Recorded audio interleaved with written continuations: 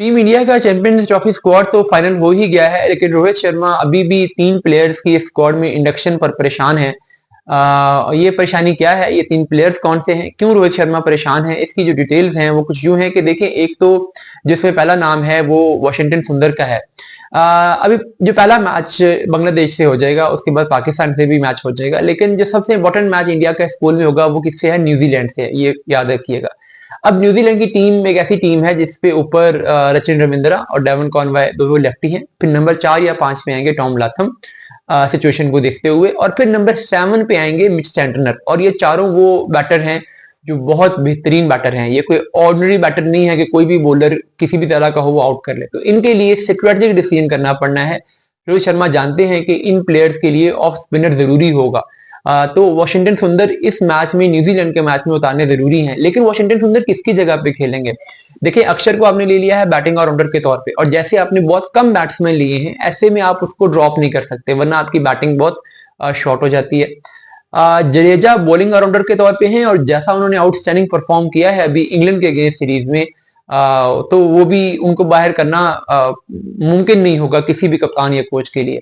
उसके बाद तीसरा स्पिन बॉलिंग ऑप्शन बनता है, और वो स्पिन बॉलिंग ऑप्शन कुलदीप या वरुण में से कोई एक खेलेगा। रिस्ट स्पिनर, क्योंकि दुबई में अगर बहुत ज्यादा टर्न नहीं होता तो सारे फिंगर स्पिनर खिला के आप अपना अटैकिंग ऑप्शन, एक विकेट टेकिंग ऑप्शन आप खो देते हो। तो फिर इन 4 स्पिनर्स की मौजूदगी में ही मोस्ट प्रोबेबली इंडिया 3 चूज करेगा। तो उसमें वॉशिंगटन सुंदर कैसे एडजस्ट होगा, इन तीनों में से किसको बाहर किया जाएगा, ये एक बहुत बड़ा दर्द सर है रोहित शर्मा के लिए, जिसका जवाब उन्हें ढूंढना पड़ेगा कि वो इस कॉम्बिनेशन में वॉशिंगटन को कैसे एडजस्ट करते हैं।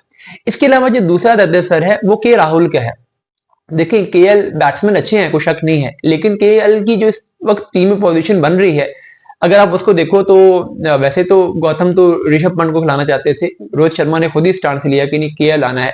अब गौतम गंभीर ने कुछ स्ट्रक्चर इस तरह का बना दिया है प्लेइंग 11 का और बैटिंग ऑर्डर का कि उसमें केएल का रोल समझ नहीं आ रहा। आप नंबर 5 पे भेज रहे हो अक्षर पटेल को कि जी हमें एक लेफ्टी चाहिए है, ऊपर हम 6-7 तक सारे राइट हैंडर से नहीं खिलाएंगे, तो 5 पे हमें एक लेफ्टी चाहिए। अक्षर पटेल को अब हर मैच में रेगुलर प्रमोट किया जाएगा 5 पे। ईयर 6 का प्लेयर नहीं है, वो 4 पे खेलेगा, ऊपर 3 सेट हैं, तो फिर केएल जल्दी से जल्दी भी अगर बैटिंग पे आते हैं तो वो नंबर 6 पे आएंगे। अब नंबर 6 पे आके केएल का क्या रोल होगा? नंबर 6 पे आके केएल उस तरीके से एक्सेलरेट नहीं कर सकते। नंबर 6 पे जिस तरह का बैट्समैन चाहिए होता है, केएल उस तरह के बैट्समैन नहीं है। केएल को नंबर 4 तक खेलना चाहिए, बहुत ज्यादा करें तो चलो 5, लेकिन 6 उनके लिए बहुत डीप है। तो उनको अब इस बैटिंग ऑर्डर में कैसे एडजस्ट किया जाएगा, ये भी एक क्वेश्चन मार्क है। तीसरी जो चीज है वो ये है कि फास्ट बॉलिंग में एक पेसर जो अर्शदीप सिंह है, वो तो ऑब्वियसली फर्स्ट चॉइस प्लेइंग 11 होंगे, क्योंकि लेफ्टी एंगल प्रोवाइड करते हैं और दुबई में उनका रिकॉर्ड बहुत अच्छा है, तो वो तो हो गया। उनके साथ एक और पेसर होना है, क्योंकि एक हार्दिक पांड्या आ गया ना, एक और पेसर आना है, और वो जो एक पेसर आना है वो ऑप्शन 2 है, एक शामी है और दूसरा हर्षित राणा है। अब शामी और हर्षित राणा में से शामी के पास एक्सपीरियंस जरूर है, लेकिन हर्षित बेहतर फॉर्म में है।